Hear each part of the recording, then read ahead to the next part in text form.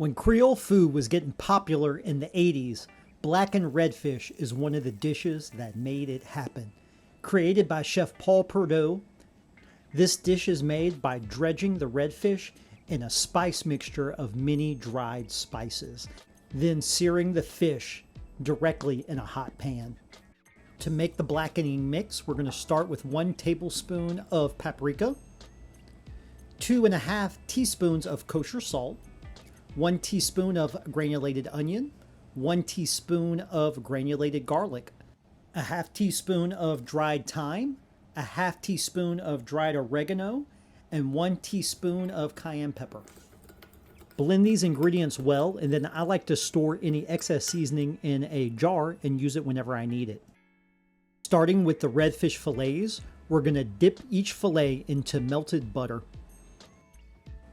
From there, I set the fillets onto a plate and then start seasoning the redfish very generously with the blackening spice, being sure to cover the entire side of each fillet and seasoning them both on each side.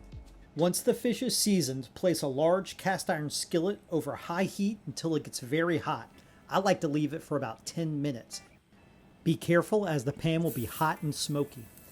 Add the fish fillets into the pan, being careful not to overcrowd. Then top the fish fillets with a couple tablespoons of melted butter. Here I allow the fish to sear and those spices will begin to char. Don't move the fish around too much as we want that caramelization. After 2 minutes, I flip the fish and then finish cooking the redfish for another 2 to 3 minutes.